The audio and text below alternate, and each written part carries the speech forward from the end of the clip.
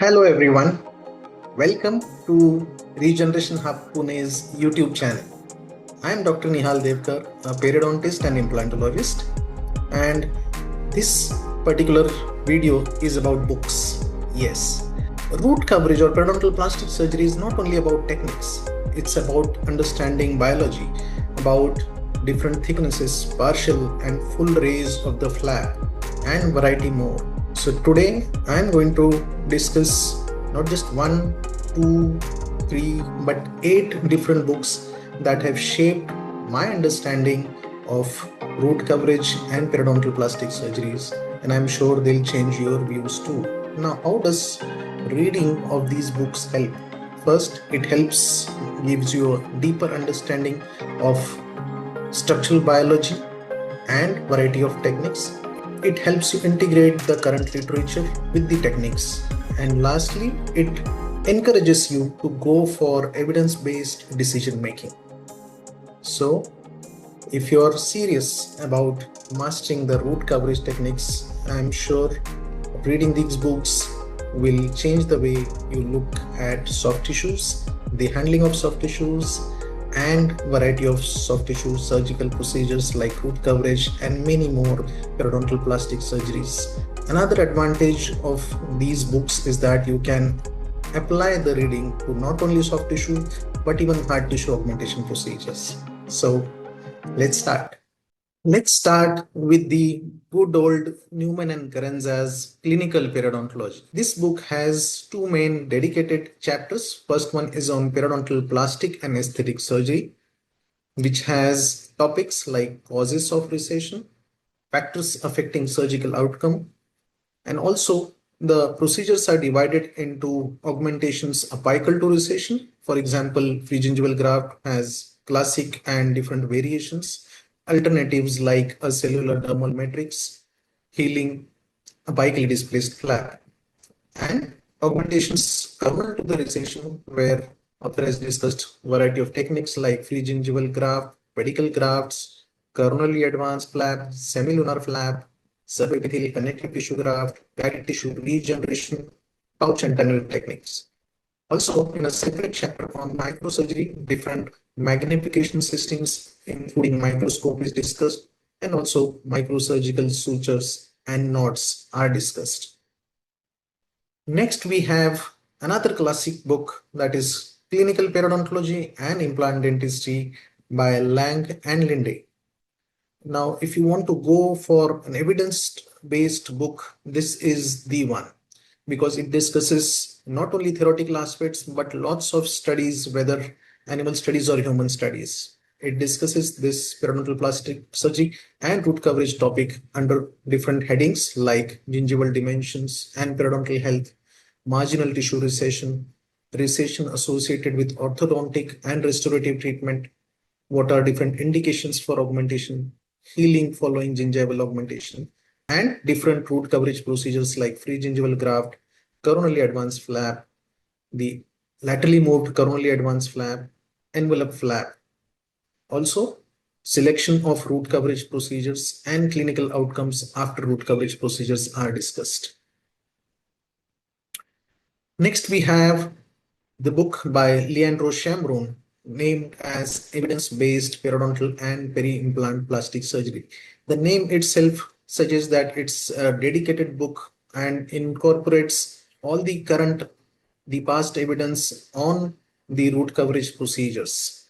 So it discusses topics like rationale for the surgical treatment of single and multiple recession, etiology of recession, how to classify recession, and diversity of clinical scenarios.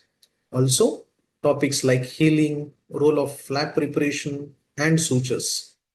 It also gives us idea about the American Academy of Periodontology's recommendations on root coverage and techniques discussed with history, indications, contraindications, basics of surgical sequence, and clinical remarks on these techniques like lateral pedicle flap, coronally advanced flap, free gingival graft, subepithelial connective tissue graft, and different soft tissue substitutes. In addition, complications, adverse effects, and patient-related outcome measures are also discussed with the latest evidence. Next, we have another old book that is by Naoshi Sato. It's a clinical atlas on periodontal surgeries. All the major periodontal surgical procedures are discussed here nicely, picturistically, very good, beautiful diagrams. And as far as root coverage is considered or periodontal plastic surgery is considered, it dedicatedly addresses under two main headings like increasing the attached gingiva, where in detail discussion of free gingival graft is done, connective tissue graft is done, and importance of attached gingiva is discussed. Also, under the topic of root coverage, different pedicle gingival grafts, free gingival graft, connective tissue graft, as well as GTR is discussed. Next, we have Hall's critical decisions in periodontology and dental implantology. It has typical flow charts and decision makings about all the treatment modalities. Similarly, for root coverage, it has given decision tree for soft tissue grafting, and few other headings are discussed like whether to go for soft tissue graft or reposition gingival flap. What is the decision making for denudation, and what is the decision making for cervical lesions, whether to graft them or restore them. Next, we have a dedicated book on periodontal and peri-implant plastic microsurgery by Campos and Lopes. It has contents like principles, phases of wound healing, surgical principles that interfere with healing, and factors that affect the healing. Also, it reinforces on minimum invasive surgeries, hand control, micro instruments, magnification systems, micro sutures, suturing techniques, practice of micro incisions and micro suturing on different models. It also gives you a detailed perspective of different techniques to harvest connective tissue graft. Also focuses a lot on micro sutures, like for example, approximation, coaptation, complementary sutures, and innumerable variety of almost 20 different case scenarios are discussed involving techniques like semilunar, tunneling, and involving single or multiple interdental papillae. The second last one is Plastic Aesthetic Periodontal and Implant Surgery, a microsurgical approach by two authors, Otto Zuhr and Mark Hürzeler. It not only addresses soft but also hard tissue augmentation around implants and teeth. It has topics like periodontal anatomy and biology. Variety of incisions like marginal and paramarginal incisions are discussed. Different flap designs like full, partial thickness, combination thickness are discussed.